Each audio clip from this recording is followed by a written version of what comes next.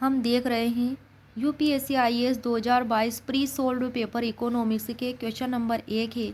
भारत में निम्नलिखित में कौन उन फैक्ट्रियों में जिनमें कामगार नियुक्त है औद्योगिक विवादों समापनों छटनी व कामबंदी के विषय में सूचनाओं को संकलित करता है? तो इसका आंसर होगा सही वाला श्रम ब्यूरो। कौन सा? श्रम ब्यूरो। यह श्रम व रोजगार मंत्रालय के तहत एक संलग्न कार्यालय है। किसके तहत है? श्रम और रोजगार मंत्रालय के तहत, जिसे 1 अक्टूबर 1946 को स्थापित किया गया। कब स्थापित किया गया श्रम ब्यूरो को? 1 अक्टूबर 1946 को। इसे श्रम के विभिन्न पहलुओं पर आंकड़ों के संकलन, कलेक्शन, संग्रह, विश्लेषण, प्रसार का कार्य सौंपा गया है। किसको? श्रम ब्यूरो को। श्रम ब्यूरो की 2 मुख्य शाखाएं हैं, शिमला में है और चंडीगढ़ में है। श्रम ब्यूरो के कार्यों को 3 प्रमुख शीर्षकों के अंतर्गत क्लासिफाइड किया गया है। पहला है श्रम आसूचना, दूसरा है श्रम अनुसंधान, तीसरा न्यूनतम मजदूरी अधिनियम 1948 के तहत निगरानी और मूल्यांकन अध्ययन। श्रम ब्यूरो के जो कार्य हैं वो है कि औद्योगिक श्रमिकों, कृषि, ग्रामीण मजदूरों के लिए उपभोक्ता मूल्य सूचकांक संख्या का संकलन करना, रखरखाव करना, शहरी क्षेत्रों में चयनित आवश्यक वस्तुओं का खुदरा मूल्य सूचकांक आदि, इसके विवरण वगैरह रखना। श्रम ब्यूरो द्वारा त्वरित रोजगार सर्वेक्षण व रोजगार बेरोजगारी सर्वेक्षण भी किया जाता है। सर्वे राज्यों में श्रम विभाग व क्षेत्रीय श्रम आयुक्त केंद्रीय हड़ताल व तालाबंदी के कारण राज्य व केंद्रीय श्रम में केंद्रीय क्षेत्रों में काम करने के संबंध में, काम रोकने के संबंध में प्रभावित प्राथमिक इकाइयों से बुनियादी जानकारी एकत्रित करते हैं। भारत में औद्योगिक विवादों, समाप्ति, छटनी और छटनी पर सांख्यिकी श्रम ब्यूरो का एक वार्षिक प्रकाशन है, जो रोजगार मंत्रालय के तहत एक संलग्न कार्यालय है। कौन? श्रम ब्यूरो। प्रश्न नंबर 2 है, निम्नलिखित कथनों पर विचार कीजिए। पहला स्टेटमेंट है, यूएस फेडरल रिजर्व की सख्त मुद्रा नीति पूंजी पलायन की ओर ले जा सकती है। ये स्टेटमेंट सही है। दूसरा है, पूंजी पलायन वर्तमान विदेशी वाणिज्यिक ऋण ग्रहण, एक्सटर्नल कमर्शियल बोरोइंग्स, ईसीबीएस वाली फर्मों की ब्याज लागत को बढ़ा सकती है। बिल्कुल बढ़ा सकती है, इसलिए ये भी सही है। थर्ड स्टेटमेंट है, घरेलू मुद्रा का अवमूल्यन ईसीबीएस से संबंध मुद्रा जोखिम को घटाता है। मुद्रा जोखिम को घटाता नहीं बल्कि बढ़ाता है, इसलिए थर्ड वाला ऑप्शन रॉन्ग हो जाएगा। बाकी इसमें सही कौन सा है पूछा है तो 1 और सेकंड स्टेटमेंट सही है। व्याख्या हम इसकी देख लेते हैं। सख्त मौद्रिक नीति उन कार्रवाइयों को संदर्भित करती है जो एक केंद्रीय बैंक मुद्रास्फीति व एक अति तापकारी अर्थव्यवस्था को सीमित करने के लिए करता है। सख्त मौद्रिक नीति को आमतौर पर संकुचनकारी मौद्रिक नीति भी कहा जाता है। सख्त मौद्रिक नीति या संकुचनकारी मौद्रिक नीति आमतौर पर तब होती है जब कोई केंद्रीय बैंक, कब होती है? जब कोई केंद्रीय बैंक मुद्रास्फीति को नियंत्रण में रखना चाहता है, इन्फ्लेशन को। यदि उपभोक्ताओं व्यवसायों द्वारा बहुत अधिक खर्च और उधार लिया जाता है तो अर्थव्यवस्था की गति क्या हो सकती है? तेज हो सकती है और वस्तुओं और सेवाओं के मूल्य स्तर में काफ़ी वृद्धि हो सकती है। मुद्रास्फीति समय के साथ किराने का सामान या कपड़े जैसी वस्तुओं के मूल्य स्तर में वृद्धि है। मुद्रास्फीति को कम करने या धीमा करने के लिए एक केंद्रीय बैंक उपभोक्ताओं के लिए पैसा खर्च करना और व्यवसायों को ब्याज दरों में वृद्धि करके पैसे उधार लेना इसे और अधिक महंगा बना सकता है। यह संकुचनकारी मौद्रिक नीति का एक रूप है जो इसे प्रतिबिंबित करता है या संकुचित करता है या खर्च करता है। कौन? मुद्रास्फीति को कम करने या धीमा करने के लिए केंद्रीय बैंक। पूंजी पलायन।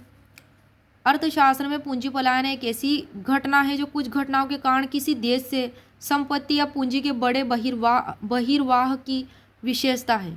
इसके परिणाम स्वरूप उस देश के लिए नकारात्मक आर्थिक परिणाम है, निगेटिव इकोनॉमिक रिजल्ट। इस संदर्भ में यूएस फेडरल रिजर्व की सख्त मौद्रिक नीति के कारण पूंजी पलायन को प्रेरित किया जाएगा। घरेलू मुद्रा का अवमूल्यन अनजाने में विदेशी वाणिज्यिक ऋण ग्रहण से जुड़े मुद्रा जोखिम में वृद्धि करेगा और परिणाम स्वरूप उधारकर्ताओं के लिए उच्च ब्याज लागत होगी। इसलिए दोनों स्टेटमेंट सही है और थर्ड वाला रॉन्ग है क्योंकि मुद्रा जोखिम को बढ़ाता है। प्रश्न नंबर 3 है, निम्नलिखित कथनों पर विचार कीजिए। पहला है, भारत में साख क्षमता निर्धारित एजेंसियां क्रेडिट रेटिंग एजेंसी भारतीय रिजर्व बैंक द्वारा विनियमित होती है। सेकंड स्टेटमेंट है, इकरा नाम से जानी जाने वाली क्षमता निर्धारण एजेंसी एक पब्लिक लिमिटेड कंपनी है। और थर्ड है ब्रिक वर्क रेटिंग्स, एक भारतीय साख क्षमता निर्धारण एजेंसी है। तो इसमें सही कौन सा है पूछा है, तो सेकंड और थर्ड ऑप्शन सही है। व्याख्या है, भारत में सभी क्रेडिट रेटिंग एजेंसियों को भारतीय प्रतिभूति और विनिमय बोर्ड अधिनियम 1992 के तहत सेबी 1999 द्वारा विनियमित किया जाता है। किसको? क्रेडिट रेटिंग एजेंसियों को। और यहाँ क्या दिया हुआ है कि क्रेडिट रेटिंग एजेंसी जो है आरबीआई द्वारा विनियमित होती है। आरबीआई नहीं करता है इसको, सेबी या भारतीय प्रतिभूति विनिमय बोर्ड अधिनियम 1992 के तहत विनियमित किया जाता है। इसलिए पहला ऑप्शन रॉन्ग हो जाएगा। भारत में कुल 6 क्रेडिट एजेंसियां, कितनी? 6 है। जैसे क्रिसिल, कार्फ, इकरा, इस्मेरिया, ब्रिक वर्क रेटिंग और India rating and research private limited.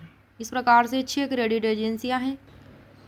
Iqra limited की स्थापना 1991 में प्रमुख वित्तीय निवेश संस्थानों, वाणिज्यिक बैंकों और वित्तीय सेवा कंपनियों द्वारा की गई थी, स्वतंत्र और पेशेवर निवेश सूचनाओं क्रेडिट रेटिंग एजेंसी के रूप में। ये एक पब्लिक लिमिटेड कंपनी है इकरा, जिसे 1991 में गुरुग्राम में स्थापित किया गया था, हरियाणा में। ब्रिक वर्क रेटिंग, इसे भारत में क्रेडिट रेटिंग करने के लिए आरबीआई द्वारा एक बाहरी क्रेडिट मूल्यांकन एजेंसी के रूप में मान्यता है, आरबीआई द्वारा है। ब्रिक वर्क रेटिंग 2007 में स्थापित की गई और इसे केनरा बैंक द्वारा बढ़ावा दिया गया है। किसके द्वारा? केनरा बैंक के द्वारा। यह बैंक ऋण, एसएमई, कारपोरेट प्रशासन रेटिंग, नगर निगमों, पूंजी बाजार उपकरणों और वित्तीय संस्थानों के लिए रेटिंग प्रदान करता है। इसलिए इसमें सेकंड स्टेटमेंट सही हो जाएगा कि इकरा एक क्षमता निर्धारण एजेंसी पब्लिक लिमिटेड कंपनी है। और तीसरा है ब्रिक वर्क रेटिंग्स, एक भारतीय साख क्षमता निर्धारण एजेंसी इसलिए। प्रश्न नंबर 4 है, बैंक बोर्ड ब्यूरो बीबीबी के संदर्भ में निम्नलिखित में से कौन सा कथन सही है, देखना है। पहला है आरबीआई का गवर्नर बीबीबी का चेयरमैन होता है। दूसरा, बीबीबी सार्वजनिक क्षेत्र बैंकों के अध्यक्षों के चयन के लिए संस्तुति करता है, मतलब बैंक बोर्ड ब्यूरो। तीसरा है, बैंक बोर्ड ब्यूरो सार्वजनिक क्षेत्र बैंकों को कार्यनीतियों और पूंजीवर्धन योजनाओं को विकसित करने में मदद करता है। इसलिए सेकंड और थर्ड ऑप्शन सही है। व्याख्या हम देख लेते हैं। यह भारत सरकार का एक स्वायत्त निकाय है। कौन? Bank board bureau. Bank board bureau की स्थापना भारत में बैंकों के बोर्डों के शासन की समीक्षा नीति मई 2014 में अध्यक्ष पीजे नायक की सिफारिशों पर हुई थी। ब्यूरो के सचिवालय में वर्तमान में सचिव और 4 अधिकारी शामिल होते हैं। यह अनिवार्य नहीं कि आरबीआई के गवर्नर ही बैंक बोर्ड ब्यूरो के अध्यक्ष होंगे, यह जरूरी नहीं है। और यहाँ क्या कर रखा है कि फर्स्ट स्टेटमेंट में कि आरबीआई का गवर्नर ही बैंक बोर्ड ब्यूरो का चेयरमैन होता है, जबकि ऐसा नहीं होता है, अनिवार्य नहीं है, इसलिए रॉन्ग होगा। और अध्यक्ष ऐसे विशेषज्ञों में से कोई भी व्यक्ति हो सकता है जिसे केंद्र सरकार द्वारा नियुक्त किया जा सकता है। जरूरी नहीं है कि आरबीआई का गवर्नर ही बैंक बोर्ड ब्यूरो का चेयरमैन होता है। कोई भी ऐसा विशेषज्ञ जो केंद्र सरकार नियुक्त करे वह हो सकता है बैंक बोर्ड ब्यूरो का अध्यक्ष। 5वां क्वेश्चन है, परिवर्तनीय बॉन्ड के संदर्भ में निम्नलिखित कथनों पर विचार कीजिए। पहला, चूंकि बॉन्ड को इक्विटी से बदलने का विकल्प होता है, इसलिए परिवर्तनीय बॉन्ड अपेक्षाकृत कम ब्याज दर का भुगतान करते हैं। कम ब्याज दर का भुगतान करते हैं शुरू में वे। कौन? बॉन्ड को इक्विटी से बदलने का विकल्प होता है। इसलिए जो ट्रांसफरेबल बॉन्ड है, परिवर्तनीय बॉन्ड अपेक्षाकृत कम ब्याज दर का भुगतान करता है, इसलिए सही है। सेकंड स्टेटमेंट है, इक्विटी से बदलने का विकल्प बॉन्ड धारक को बढ़ती हुई उपभोक्ता कीमतों से संलग्नता इंडेक्सेशन की मात्रा प्रदान करता है। बिल्कुल ये भी सही है। व्याख्या है कि एक परिवर्तनीय बॉन्ड निश्चित आय ब्याज दर का भुगतान करता है, लेकिन इसे सामान्य स्टॉक शेयरों की पूर्व निर्धारित संख्या में परिवर्तित किया जा सकता है। बिल्कुल सही है।